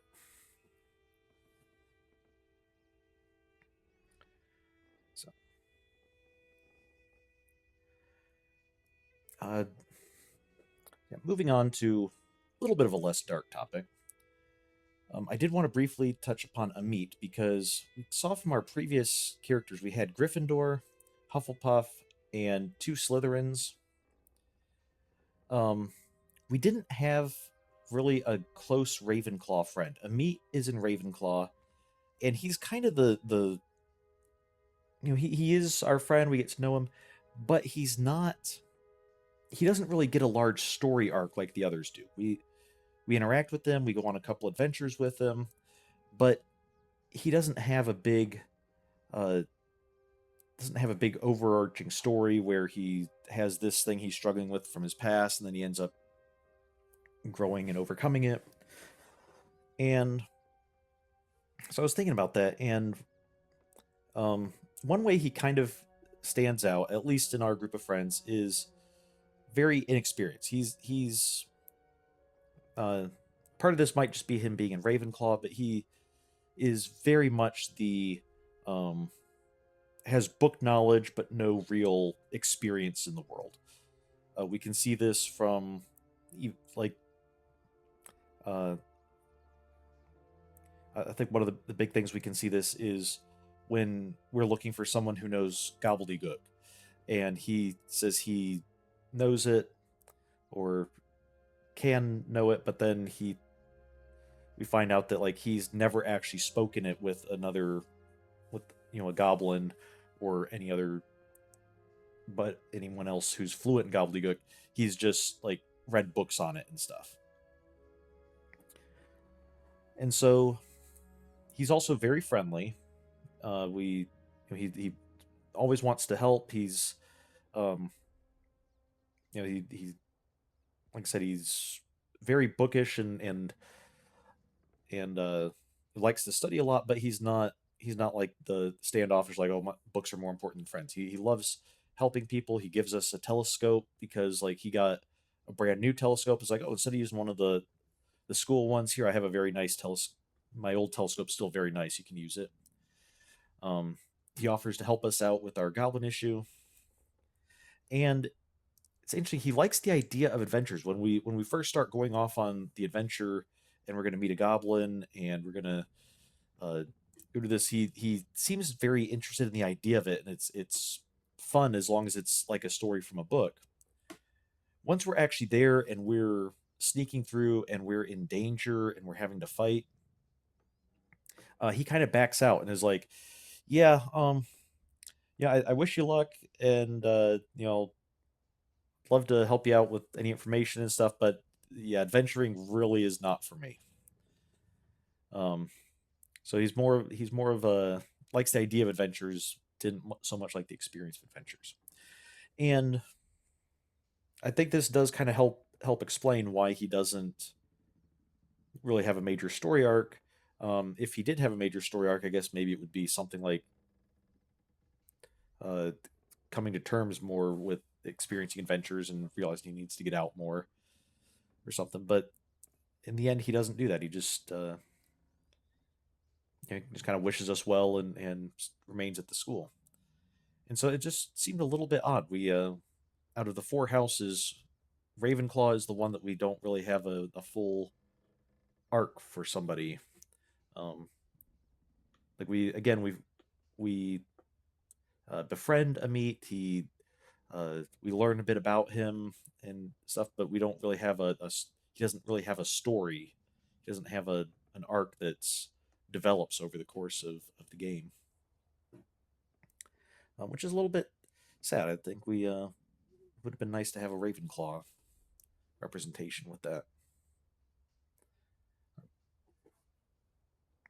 Um, One comparison I thought was kind of interesting. These weren't major characters, and won't go too much into them, but something interesting, just kind of highlighting as the game was looking at all the different houses, and um, we start seeing different characters from the houses uh, showing the traits of that house in different ways. And so we can see how, like, not all Hufflepuffs are the same. Not all Gryffindors are the same. Not everybody who, just because they value a particular trait the most or most interested in it, doesn't mean that they're all going to do so the same way. I thought a good example of that was Imelda Reyes and Narita Roberts, who are both Slytherins, which means both of them are kind of, uh, according to the Sorting Hat, what they would value the most is power.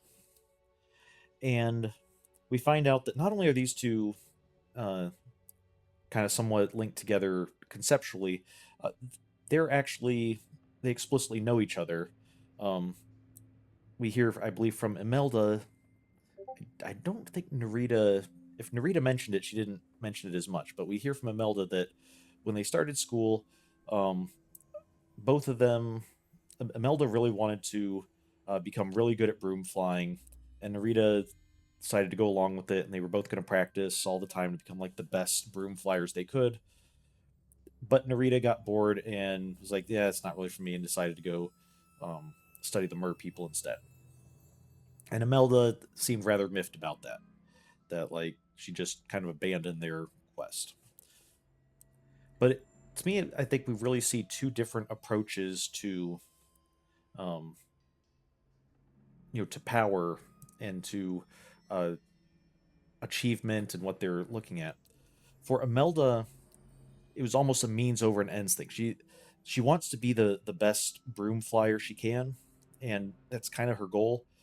But what's even more important to her is that she work hard and be able to achieve that herself, and that she, you know, does all the practice, and that she's going through all this to whatever she achieves, it's going to be her achievement. That she can do everything herself and just kind of be self sufficient. Um, and it's all about the building herself up to be able to get what she wants. Um, her eventually she'll get what she wants ideally, but her focus is on building herself up so she can get to that point. Narita, who was less interested in broom flying and was more interested in the mer people, and to the point where she learned a bit of Mermish and was saying, hopefully, hey, there's not a liaison to the Mer people. When I grow up, I want to join the ministry and become a liaison to the Mer people. But she had the issue that the Mer people had left her something in an underwater cave, and she can't swim. So she enlists our aid to swim down, go and get it. This really stuck out to me because she really wants to achieve this liaison to the Mer people thing, but she's not interested in swimming. Even though that might help achieve her goal. And so for her, it wasn't a matter of like, oh, I need to work hard and achieve everything I can so that I can achieve this all on my own. It was, hey, the important thing is being able to talk to and be a liaison with the Mer people. Uh, but if other people can do the swimming and stuff for me, and if they don't mind doing it, why not have them do that part, and I'll stick to the part that I'm good at. So I guess if I had to try to summarize their approaches to power, it seems Imelda is very focused on being self-sufficient. Um, she wants to achieve everything herself. She wants to know that everything she accomplishes is because of what she's done. Whereas Narita doesn't care as much about being self-sufficient. She just wants to be able to get to the end, and so she's more of like the sort of a delegator, or um, you actually probably do really well in a leadership role of, hey, I'm going to have everybody focus on what they're good at to help accomplish this task, rather than trying to make sure that I'm the one accomplishing it.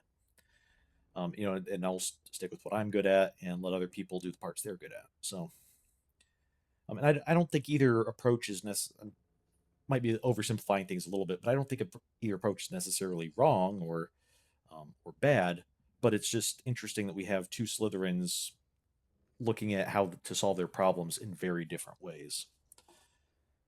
Um, and also, in general, I'd just like to. I know I've said it before, but I do appreciate how they have so many Slytherins that do end up being friendly and nice and um, make it clear that not every Slytherin is a dark wizard and just waiting to pounce on you. So I think this is the last of the characters I was going to look at was Professor Fig. He's a Gryffindor. He's the very first character that we meet, if I'm recalling correctly. So he's the one who's our introduction to the world of magic. He's the one who comes to pick us up in London. Let's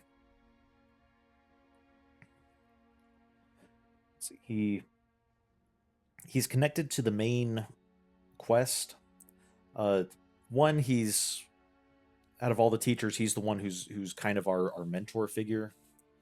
But he's connected to the quest through Miriam, his wife, found this artifact and she was killed, and so he's kind of has a personal connection of like, hey, why was my wife killed? Which probably understandable question. And find it interesting that he's distinct from the keepers in that he can't see ancient magic. He can't use ancient magic. He is basically just kind of he's hearing about all this stuff and he's helping us from like an intellectual and from a moral standpoint, giving us some advice, but like unlike the keepers, he can't actually tell us anything about ancient magic. He can't even see it and has to kind of rely on us or rely on the keepers or rely on other people to kind of tell him more about what's going on. But he does remain kind of a figure who's kind of leading us much of the way or advising us. And interestingly enough, I hadn't thought about it, but it's just interesting given his personality, how much he asks our opinion on things. And like, oh, do you think we should do this or that, or do you think we should? Very much of like trying to offer some advice to us, but also trying to help us be able to make decisions. And part of that is a game issue. You want the player to be able to make decisions, but it does. The fact that Professor Fig's the one offering it does bring out his personality a bit. And of course, ultimately at the end of the game, he's the one who makes the sacrifice for us. And I do think, I still think it was rather interesting that of the two cutscenes we saw, in the one where we choose to not use the repository and ultimately, I guess, destroy all the magic. We actually see Professor Fig's sacrifice and give him Miriam's wand and give him some amount of closure and peace at the end there. In the story or in the version where we choose to take the magic ourselves, Professor Fig just kind of disappears, and we hear that he sacrificed himself, but the much less emphasis on him. Which, I mean, that in itself seems to make that maybe that was the game developers, one of their ways of saying like, wow, you really chose a dark ending here. You don't even get to see Professor Fig one last time. You're just gonna immediately jump to hearing Professor Black clumsily try to deliver a eulogy. So it was a little bit, it's rather sad, but it was a good story for him.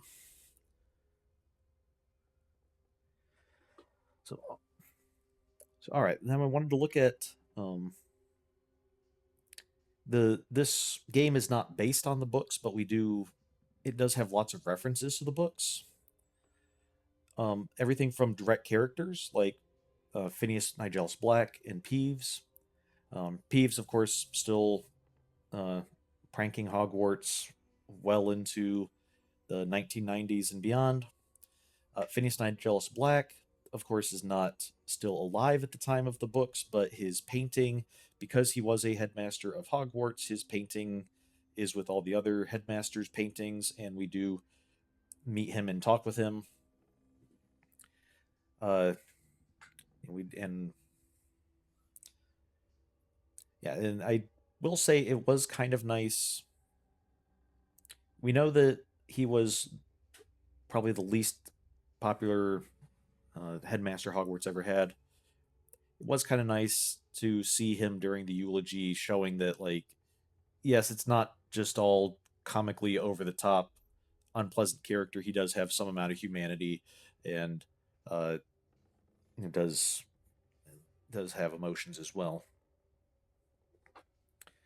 In addition to actual characters, we have wizarding names, such as Weasleys and Gaunts. And it's interesting that we use these in kind of two different ways. I picked these two in particular because um, I think they kind of show how there's two different ways to reference it. The Weasleys, which we have both with Professor Weasley and um, her nephew, that I'm blanking on his name, but they are very much they feel exactly like the Weasleys as we meet them in the Harry Potter books. Professor Weasley seems very much like Mrs. Weasley by the time of Harry Potter, where she's very kind, very um, you know very much wanting to help us learn and grow, and kind of look out for us. Very motherly type figure, and her nephew is very much like Fred and George and Ron and any of the more pretty much any of the Weasley boys except Percy. Um, he kind of likes having fun and getting into trouble, but is also still very seems very friendly and uh, friendly and helpful, in his own way. So the Weasleys very much like exactly like we would expect to see them, and we kind of get the impression that throughout history, uh, not necessarily that every Weasley would be like that, but we kind of expect that, okay, yeah, most Weasleys, if you meet a Weasley, they're probably decent folk. Um, Gaunt, with Ominous Gaunt, we kind of had a bit of a reversal in that when we meet the Gaunts in the Harry Potter books, we don't uh, we don't really meet too many of them, but they kind of live up to how Ominous portrays his family. They're dark wizards, and they're not above using dark magic. Uh, so, I mean, in that regard, we do actually see this. The Gaunts that we hear about with Ominous' family, I guess, do kind of fit the mold. But Ominous himself is very much of a standout in that uh, he's completely different from that. He starts out with not the best attitude, but we find out that once we get to know him, he actually is a pretty decent guy, and he adamantly opposes dark magic and uh, is somewhat ashamed of his, of his being uh, one of Slytherin's descendants. So we can use familiar names both to establish some familiarity and establish characters that, okay, yes, we already know what these characters should be like. We can also use some wizarding names to kind of throw some curveballs and um, be like, hey, here's what you're expecting. We're subverting your expectations and uh, having a character who's very different from what you might expect. We also have some references to events in the books. a couple that I think seem like they might be events from the books or referencing events from the books. I got to thinking about Ferdinand's picture. Ferdinand is the picture of the very foppish dandy in the Three Broomsticks, who's also a snitch to Professor Black. Here he is over here, and is his picture's stolen, and we have to go bring it back, and we take it back to the Hog's Head because he's a rather unpleasant person, and that's kind of where he deserves. I felt like this, of course, that exact sequence of events does not happen in the books, but it actually is very similar to the picture of Phineas Black. And without going into too many details, just the idea of having an unpleasant picture with you that you're carrying around in a sack, that you don't really, it's not really someone you really like and get along with, but you kind of have to help each other out, for your mutual benefit. It seems like that's kind of a little bit of a reference there. And then another one would be, I think, the Daedalian keys, the keys that you would find a large chest and would have to try to slap the key into the lock at just the right time. Seems very much like it's referencing the Harry Potter and the Sorcerer's Stone, when in order to get to the Sorcerer's Stone, they have to Harry has to find the right flying key, get on a broomstick, track it down, catch it, and then just kind of shove it into a lock to unlock the door.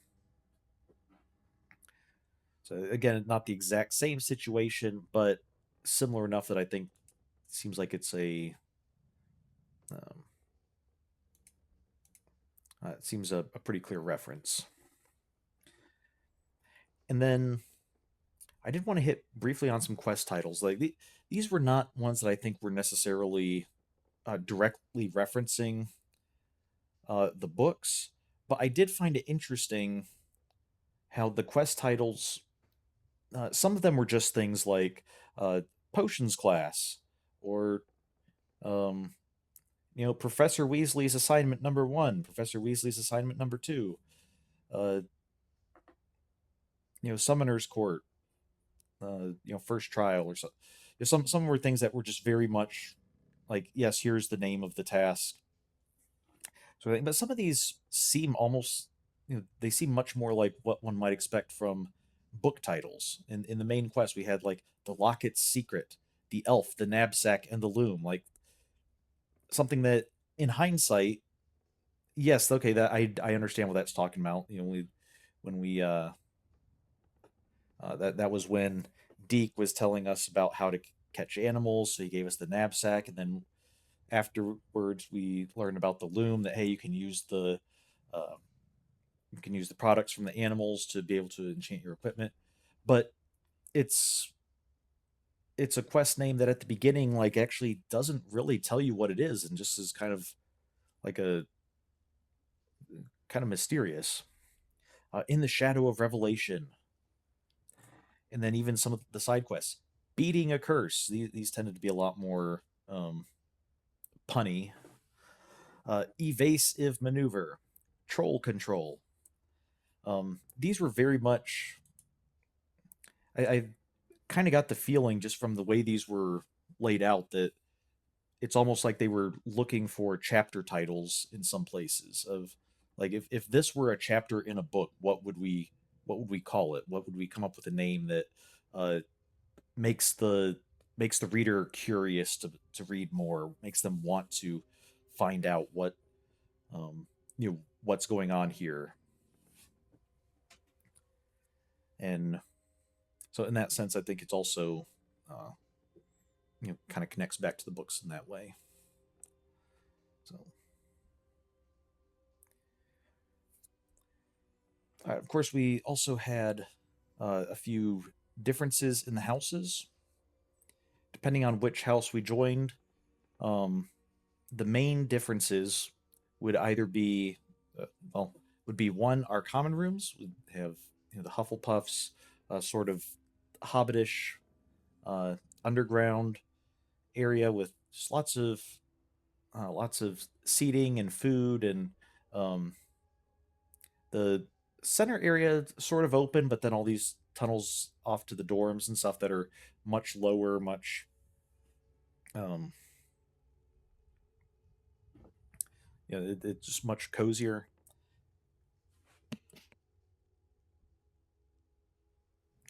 Um, in direct contrast to the kind of underground nature of that, we have Ravenclaws, very bright, very open, um, windows everywhere. The bright white, whitewashed wood, make and white stones, making sure that it's nice and just extremely bright, uh, and has a very like eagle's eyrie feel to it. Like you get the feeling that you're just up high and in command here. Uh, we have the Slytherin common room, which is underground, um, similar to Hufflepuff, but it's a much grander underground and seems uh, Hufflepuff's seems like fits very much with like a badger. It seems like a burrowed animal, like an animal's home. Um, with the animals being students. Uh, Slytherin's feels less like a burrow and more like a cave or a cavern. And indeed, in the one room, we even had like the large window where we found that, oh, there's this large window that looks out underneath the lake. And so it's possible that much of this could have indeed been a cave that opened onto the lake and then was just kind of sealed off and turned into the common rooms. And then we had Gryffindor, which just seemed like a party frat house or something. Very a lot of cluttered furniture everywhere. Um, the large fireplace. Is this what's her face doing a cartwheel on the fireplace? Um, I apologize. This was the best image I could find easily for the Gryffindor common room, but it just seemed like it wasn't just a place of camaraderie. It was a place of party. Um, and so we did get to see the common rooms, and that was kind of cool seeing all those from the different people. The other difference was Richard Jackdaw and the different quests relating to him. Hearing different aspects of his story. If as Hufflepuff, we got to hear about how um, after his after he died, his friend was accused of his murder, and she was taken to Azkaban, and so we went to Azkaban to find out about her, and um, eventually, Richard Jackdaw, when we told him that, I think we told him his friend was in Azkaban, he went to he, um, he went to the Auror and explained the story, and I forget if we ever had a full resolution of that. I think the last we saw was that um, she said that with like she was going to try to see what they could do um, for the witch that had been sent to Azkaban. So I don't think we ever got a resolution, but we did at least get like that maybe there could be something, uh, some kind of a happy ending there or semi happy. With Ravenclaw, we had the um we had the the wand that Richard Jackdaw had stolen from Ollivanders. There was a special wand, and so we were tasked with tracking that down, and so that's what led us to Richard at that point. For Slytherin, we were looking at the story of Richard's another one of his classmates, friends, I think Apollonia, who was jealous of the the witch that Richard was trying to impress, and so Apollonia was the one who actually accused her and got her sent to Azkaban. We found out more about her story and found like that secret cove that we um, had to put something to get the mosaic of the giant squid to open the way for us. And with Gryffindor, we just had to track Richard Jackdaw himself to where the ghosts were having a big party and figure out which one of the ghosts was Richard. So we got to see like four different parts of the story and fit them together as by playing through as in each of the houses. But that was kind of the only real difference. So one of the things I thought was interesting is I wanted to go over is there are rumors. Well, I guess not really rumors. There have been reports that they're working on a sequel to this game. And I don't think there's been an official announcement yet, which means the game is still likely a ways out. But I did want to go over a few things that I'm hoping they will have in the next game. And I would stress, very much stress, these are not predictions. These are not things that need to be in the game. These are just things like I would like to see in the next game. That's one thing. We don't know what exactly the game. It's just all we know about it is there's going to be a sequel. We don't know, is it going to be a direct sequel? Are we going to see like many of the same characters? Just 2-3 years later, or a generation later, or is it going to be just more of a spiritual sequel that's might take place at any point in history? Are we going to maybe it'll be in the time of when Harry's parents were at Hogwarts, and we'll get to meet the Marauders. Maybe it'll be when Harry's kids were at Hogwarts. We'll be growing up with them, or maybe this could go back in time. Maybe we'll see the founders of Hogwarts. We don't know, but whatever they're doing, one thing I would like to see is I would really like to see the focus remain on exploration. Throughout this game, we fight enemies. There is combat, but we don't actually gain experience for fighting and beating enemies. We gain experience for progressing the storyline, like going to class and um, going through story stuff, and we especially gain experience by collecting pages, by finding hidden areas and collecting things there, by landing on all the platforms, by doing the Merlin trials, by doing things like that.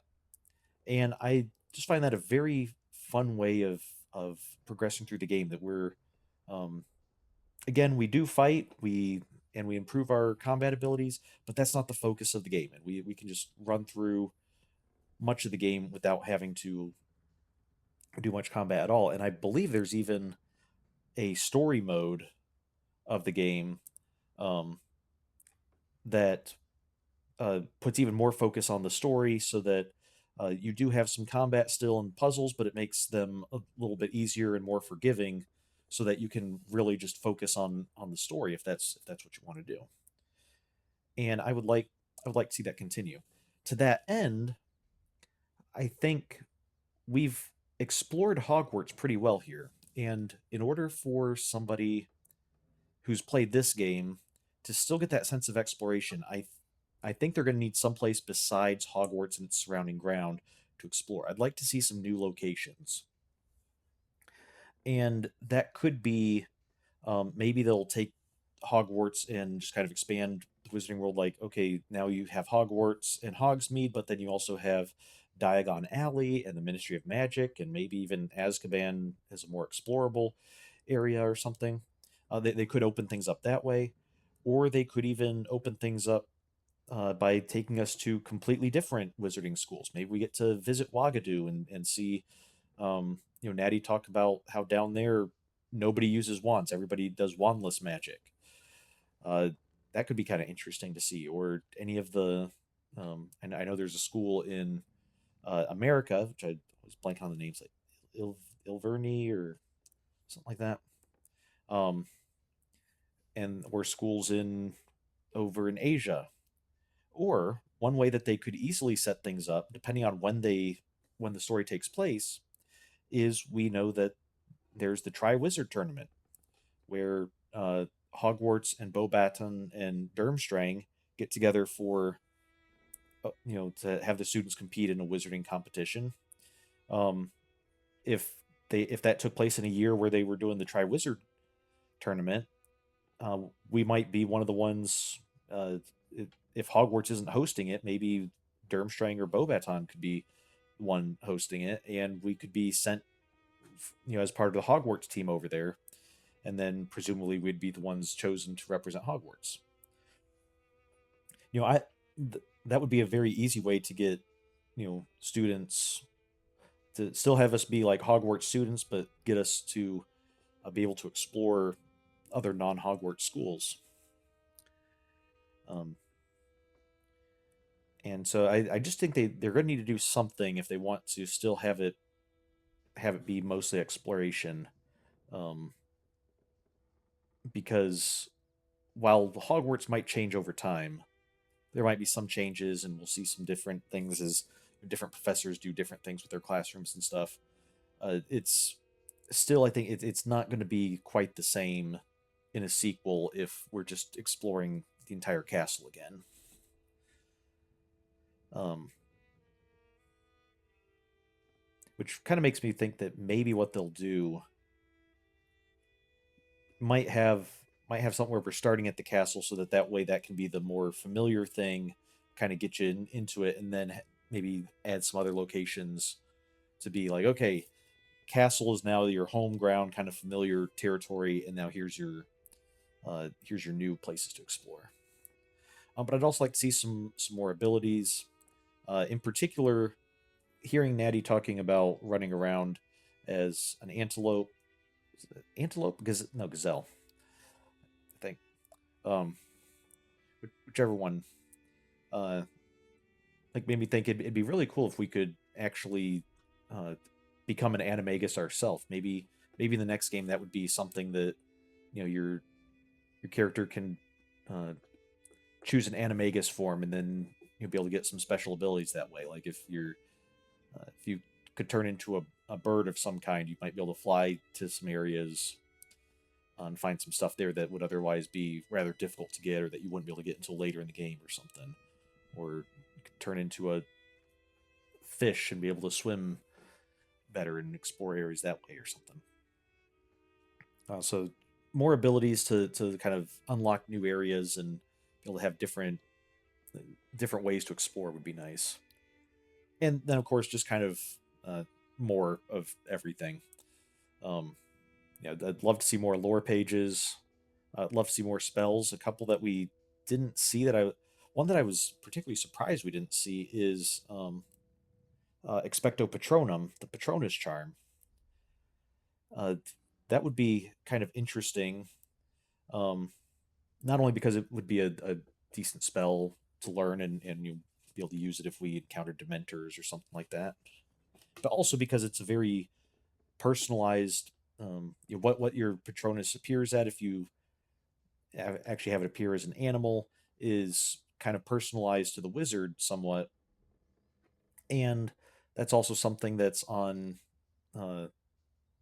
on the Wizarding World website. So if you've linked your account to it, that's just like your wand in your house. That's something that they could just import over and have everyone else just kind of take a little quiz or select from a checklist or something. So more friendship quests. I believe I said before, we had three main friendship quests that actually had a big story arc, and had our characters go through with these characters and form really close bonds. Amit was kind of there, but he didn't really get a story. I'd like to see some more friendship quests and be able to have like a few more, um, see some more characters develop and growth. Um, to to that end, I'd also like to see I'd also like to see more individuality with the characters. Especially if we're out there wearing all these ridiculous outfits, it'd be nice to see other students in the school wearing kind of unique outfits as well. Um, I'd like to see more house differences. Uh, the common rooms are cool. Richard Jackdaw quest was cool. It'd be nice to if there were some things that were more unique to each house. Like maybe with different friendship quests, maybe there's some people that like you would only get their friendship quests if you're in the same house as them. Um, that could be a way to, uh, and you would have like one such person in each house. That way, no matter what house you're in, you'll get a friendship quest with somebody. But it'd be a way to kind of encourage more playing through as different houses, so that you could see, um, you could have more, you could see more differences between the playthroughs. Um, Maybe having some specific spells or some specific areas that you can, um, technically with the common rooms we do have specific areas that each house uh, can get to that the others can't. But maybe some maybe having some ways that you could have, I don't know, different puzzles appear differently for different houses or something. And then I would also like to see more choices and endings. One of the things, now this is not necessarily a criticism of the game. Many games do have just kind of a more of um, a single.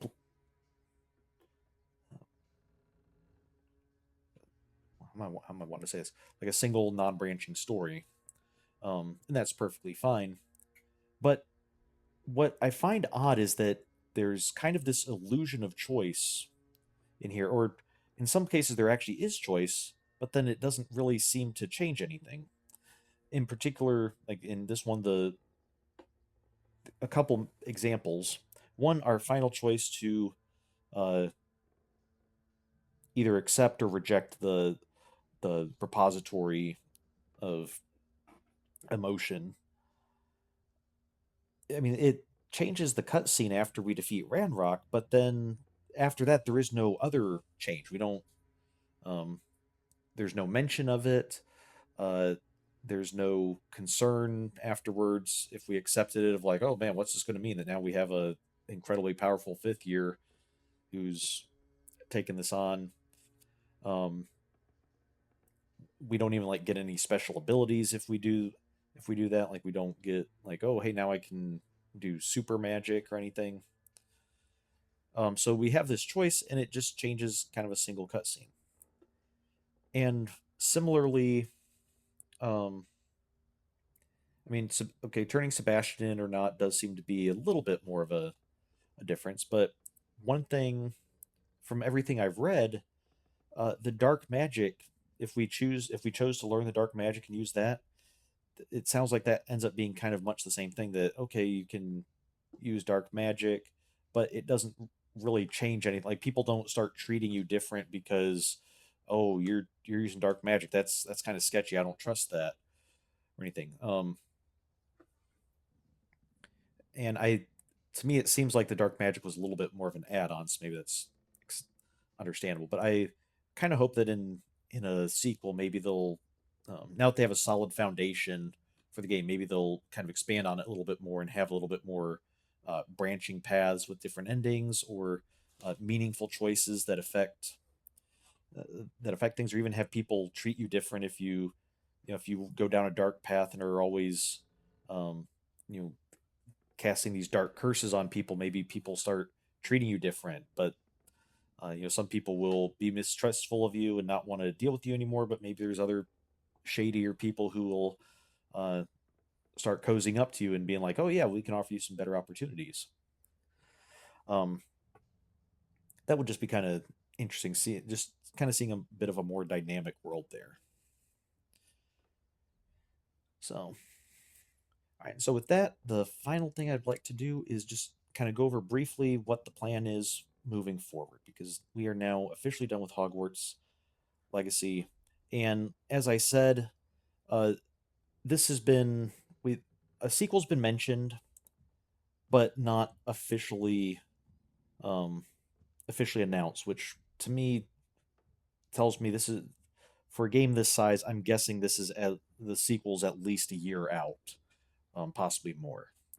They seem to be announcing games and projects earlier and earlier these days, just because they get larger and larger and take more and more time. Um, so I sounds like someone's coming into the owlery. Yes, um,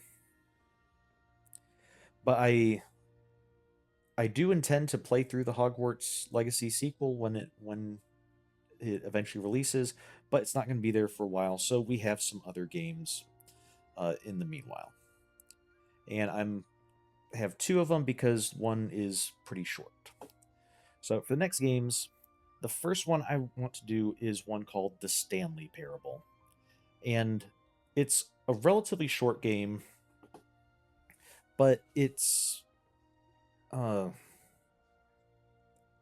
it's a game that seems to be kind of about a game, and I would be very interested to play through. It has a lot of different endings, and I intend to play through and get them all.